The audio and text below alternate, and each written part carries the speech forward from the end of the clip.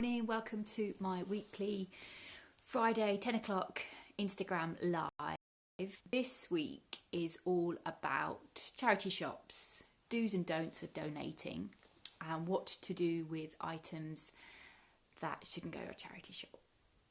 And I'll explain why I'm thinking about it, apart from the fact that certainly here in the UK, mostly in the UK, I think charity shops open, you can go and buy stuff from them, but also donate. And if you've been having a good old sort out, hi there, Clear Out Clutter, lovely to see you. So if you've been having a good old donate, clear out clutter, you won't be doing this, you'll be doing it all the time. But charity shops, what to do. So this week, and I'm looking at it over there, I have a pile of 7 pairs of curtains that I've acquired from a house that I'm trying to decide what to do with and what's best to do with it. Hi there, CM Change, lovely to see you. So do's and don'ts of charity shops. That's what's got me thinking about it, because I'm trying to decide how to get rid of them, how best to get rid of them. So I'm sure you're like lots of people, you don't like the idea of waste. It's probably the way you've been brought up. You also get sad. I've also got I've also got a tip run booked this afternoon. And it's always quite sobering when you go there. You get that buzz of getting rid of things, but also you just see the piles of plastic and things that just get given away, maybe before they've really got a chance to be loved again or used the most they could be for the resources that have gone into them. So anyway, charity shops, great. Had a clear out. What are the do's and don'ts? I've got a few notes here, so I'm just going to double check over everything. So my 3 tips for charity shops is, firstly, don't leave it outside. I know we're all quite busy, and sometimes the charity shops aren't open if you work all week. I got chatting to a charity shop owner, proprietor, manager, and she was saying how sad it is when she sees bags outside, because they've been outside and they don't know what's happened to them. Sometimes things can get weed on, she said. They have to just bin them straight away. So if you're really busy, don't just leave it in a bag outside and go, yeah, that's going to go in tomorrow. I've done my thing. This is great. You have to make sure you donate it in hours. I know the Hospice in the Weald, which I posted about on my stories. You can go and have a little look at them. They have kind of car park drops that are booked in. If you're based in Kent, you can have a little look on their website, Hospice in the Weald. And you can just turn up with all the stuff, and they're kind of storing it in containers and organised. It's not just going to shops. There are some shops, but they have special days they're asking you to donate on, because obviously charity shops I think the impression is they're going to get a lot of stuff, or they're certainly getting a lot of stuff from people that have had a clear out in lockdown. So don't leave stuff outside. First tip. Secondly, be really choosy about what you're taking along there.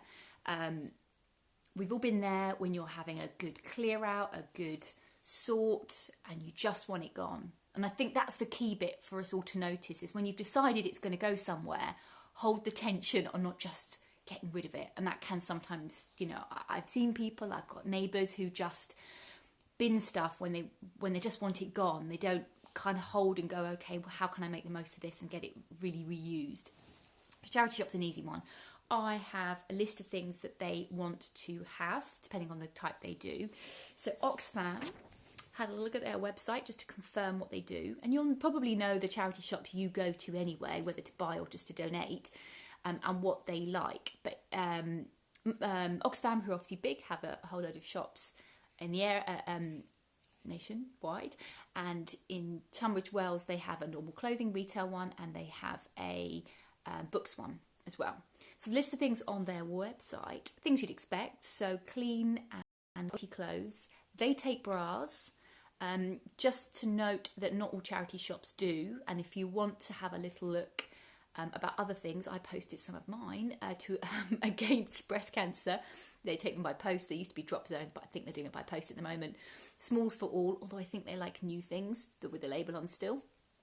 Are a couple of good ones you can donate to if you want for bras. Oxfam take bags and accessories, valuable items. I like that. Just say valuable items. Your diamonds, just drop it off. Books, homewares, china, collectibles, mobile phones. I thought that was a bit surprising. stamps and collectibles, furniture, although not all charity shops have to take furniture, wedding dresses, soft furnishings. I'm going to go to a few charity shops today and find out about my curtains, because I think it's not just that they can take them, that they're a shop that they suit. So there's a charity shop, the one that was telling me about the donations outside. They do mainly clothes, and they mainly try and do good quality clothes. They don't just want everything. So think of it as a shop where, you know, you don't have shops that necessarily sell the full range of everything. If they do clothes, think about that charity shop. Don't just give them stuff that they're going to have to donate, which would be a cost, is time. Potentially they don't have the capacity to recycle it or rehome it or post it somewhere else. So this is about them being really choosy about what you give to them.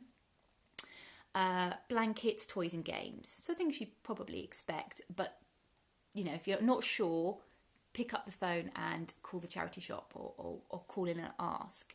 So things that, you know, they really focus on is wanting to have clean and good quality items. So if there is a hole and there is a stain in it, don't just go, oh, it's a lovely item. You know, you make sure you've washed clothes before you give them. Make sure you've cleaned things off. Don't just like plates with sort of stains and marks on it. Make sure you've washed and they're in a really good order before you donate them. Just think about the volunteers often who are working there. Don't give them extra work. And I think they get rags, so double check with them that they're going to get a price for rags to sell on. And I wonder in your opinion on this. You know, the plastic bags you get on the doorstep that say collections. I often look at the labels. I often, you know, they say donate, you know, for kids and things. And you look on it and there's a business address and there's not actually a charity. So I'm always really mindful about not donating for those doorstep plastic bags you get. Oh, here we go. Thank you. See Major Change.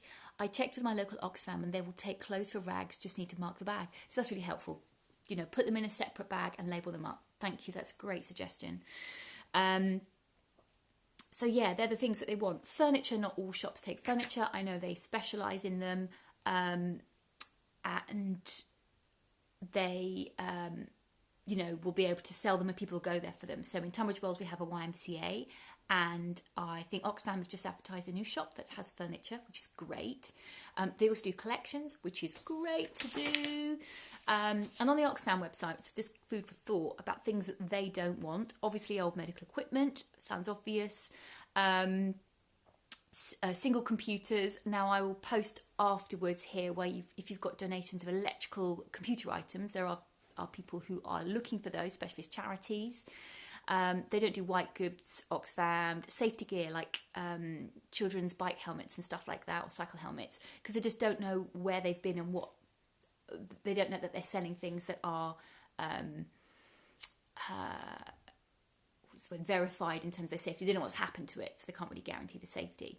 And in terms of furniture, it's worth having a little check with somebody before you ask and get a donation to a charity shop furniture store, because I know some soft furnishings and sofas, they need to know that they've got a fire retardant label on them and they might not be able to sell them, so do double check with those. And here we've also got identifiable school uniforms, so don't give anything that's got labels and badges on it. They didn't want that. Small electrical items, and here they mentioned white goods. I know in Tunbridge Wells, the British Heart Foundation have a wonderful big store filled with furniture, and they have electrical items they can take, but obviously they need to be workable and in a good condition. They can pat test them before selling them, which is great. So that's the sort of do's and don'ts, and it's just being really mindful. So thank you very much there, See Major Change. I've said your Instagram handle correctly the second time, hopefully. It's just about being really mindful about what you're doing and why you're doing it, because you just want it out your house, don't you? You just want it, the bag that's by the door or in the car, and holding on to it a little bit longer can help just make the most of it. And I love that idea about having things bagged up and the rags. You can also go to the tip and the recycling centre. They have a section for bags as well, if you know something's not going to be used. Also, I don't think it's available yet, but the Haynes collection, in terms of who you can follow online on Instagram here, it's wonderful ecological business that basically takes top quality fabrics and sells them at really great prices, so helping reduce waste. But the curtains, I think she's also doing a curtain exchange. But there are curtain exchanges in a number of different places in the country as well. So just Google that if you want to either sell good quality curtains or just give them to a new home. And there was one other thing about the don'ts that they said in terms of the charity shop, do's and don'ts. What was that I saw? It'll come back to me. So yes, electrical items, broken electrical items. I understand here for recycling, if you leave them on the top of your bin, your green bin every week, because it's separated out, they shouldn't really be going, don't put them in the normal waste bin, because either they can potentially have some value to in terms of components, but I don't think from a safety perspective they should be going into landfill because of what could be in them. So leave them on top of your bin. Obviously you can take them to the recycle centre. It's not starting yet, but in Tunbridge Wells, my lovely husband has started a repair cafe, which was just going great guns just before the first lockdown, and it will open again potentially the next 6 months or a year. But have a little look locally. You might have a repair cafe. I know there's one south of us towards East Grinstead, and it's basically where something's broken, like your favourite coffee machine, and you just don't know why it stopped working. You love it, you don't want to get a new one, or if you do, you're buying a completely new one and the other one's going in. And recognised, insured volunteers will sit with you and work out what's wrong with it. It's the most fantastic thing. So repair cafe is a bit of a growing movement that started in Holland, I believe.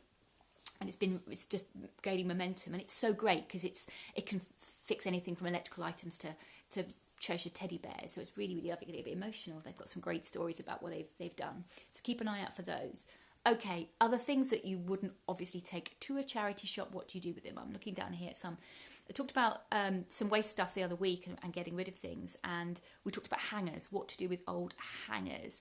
And the suggestion was to speak to charity shops and also. And just ask them if there's anything could be helpful. It might be worth posting them on Nextdoor. So places, if you're going to post things that are definitely not charity shop or you're not sure about, would really do the charity shop much good. Post them on Nextdoor. You'll be amazed what you can find. So if you've not heard of them, it's a local community app. I think it's nationwide, but you're because of your postcode, you're put into a local area. And ask people, does anybody know of anyone that wants them? And really good ideas come up. So for hangers, I know some people, they make hangers. Some of the clothing stores use recycled plastic, but you can't really recycle them. So do try and get rid of them beforehand. Wood is a classic one. Do make the effort to post it if you've just ripped up a load of decking that's actually okay, but you're putting paving slabs down. Post it on Nextdoor, and then there are other sites as well. Facebook, Gumtree. I've got a whole list of places you can get rid of, like talking about the places you can get rid of your bras. I've got a whole list of all things that you might want to get rid of and which sites you can post them on my website. It's a blog. So go and have a look at that. That's littleorganisingcompany.com. So in case you can't get any of the stuff that I'm saying, you can go and have a little look reference there. So this amazing amount of stuff. My husband is forever building things at the allotment, and he always comes back and he said he's got something else out of his skip, and it's great wood, and he's used it. And there's quite a group of people down there that are building things and making sheds and putting things together. So if you've got good wood, I think they picked up loads of sleepers that were in a skip from a friend of a friend. That construction material, I've done a lot of it in this house. It is a place where there is an awful lot of waste. So really be mindful. And I think there are times in your life where you are sort of tipped into doing a lot of purging, a lot of decluttering and editing. It could be when you're moving, downsizing. It could be a big construction project, or you've decided to decorate the bedroom or something. And it forces you to clear stuff up, move things around, and you get a lot of things and you just want to get it back to normality quite quickly afterwards. And it means you have cans of paint and bits and pieces that just lie around, and actually it's really hard because they're the times that you should stop and pause and go, okay, maybe I can get rid of this a different way. So I would always recommend you have a bit of a system to when you're going to donate things for free, because I was asked on Instagram Live a little while ago how long to hold on to things before you bin them or or if you're selling them, how long before you wait before you give them away for free. And I guess it all depends on your storage and how much you can live with having stuff in the house maybe piled up. But if it's organised, it's better. So I normally have 2 boxes or 2 containers, clearly marked saying to post or to get rid of. Oh, hi there, Kiara. And the second one is, I've posted it and waiting for replies kind of thing, or waiting for the sale date to come up on whatever you're posting it on. So whether you're buying or donating stuff for free that can't go to charity shop, have a little system. And this also makes it so you're chipping away at it. If you've got a little box or a basket in the corner of a room somewhere, you kind of know that's the stuff. I'm going to pick it up. I'm just going to take a quick picture of it, quick picture of whatever it is, the thing.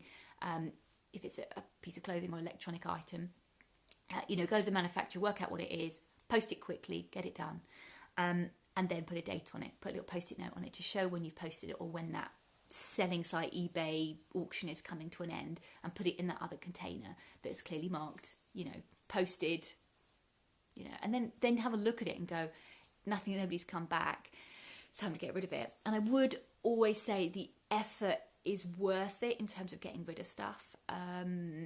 My neighbour has just sold a lovely garden set, like table and chairs. She's had it for a number of years, and it was very expensive when she bought it. And I don't think furniture necessarily sells for a great deal, so I'm always a little bit, I'd rather give things away for free and just move them on. But quite rightly, she just posted it for what she thought it was worth. Somebody turned up, done. Happy day, gone. And you can get money for it. It's just taking that time and effort. But I think it's worth it, not just about the money, kind of put that to one side. A lot of it's about just making sure if it's perfectly good, you've enjoyed it, you don't want it anymore, making sure it does that rather than going on to landfill. It's maybe just too easy for us all sometimes. I've been there when, particularly busy, or you've got a big project, particularly like a building project, and you just need things moved on.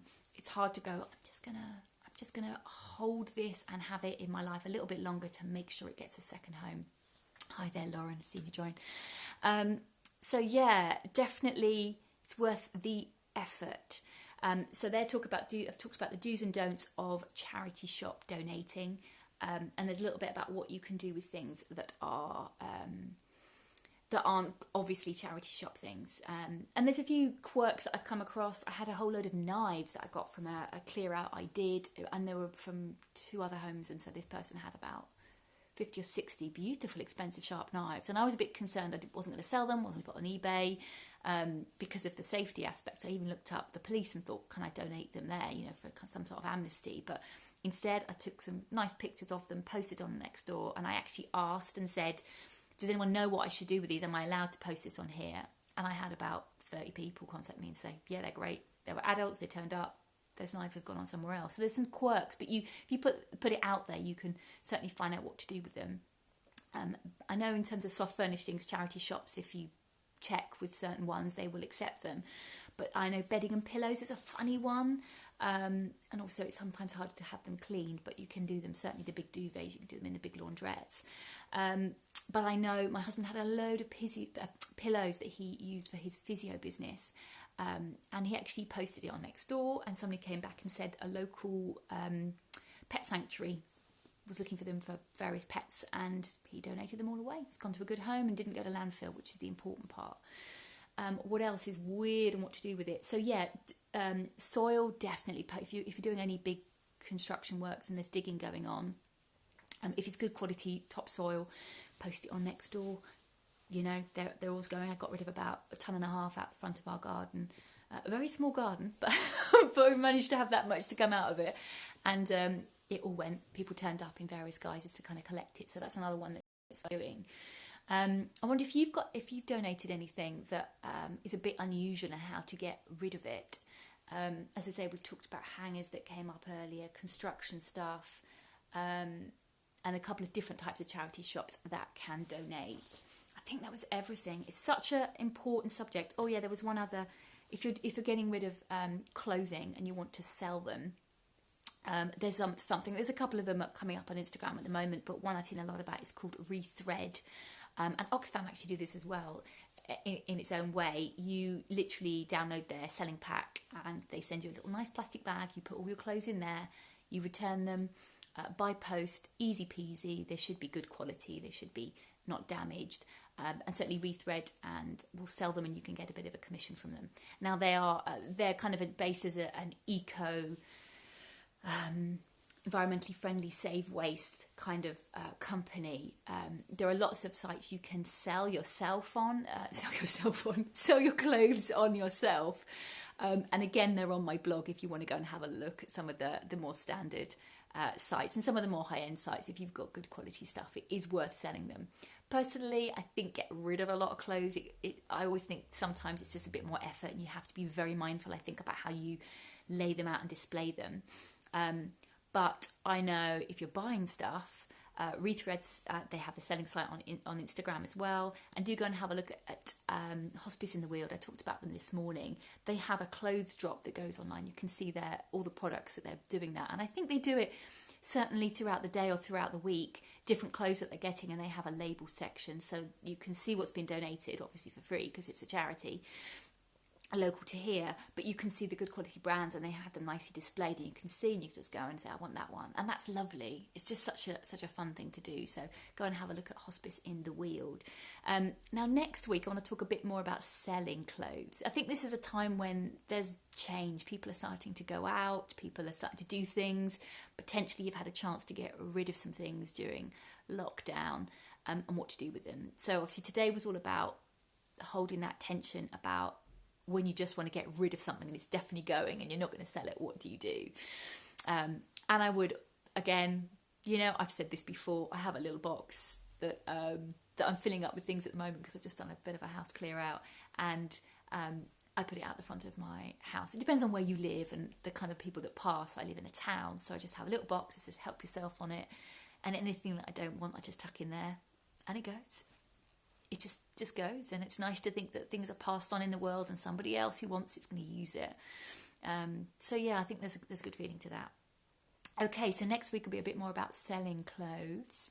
So yeah, have a lovely day, and that's it. Talked about do's and don'ts of charity shop donations and what to do with those slightly trickier items and what to do.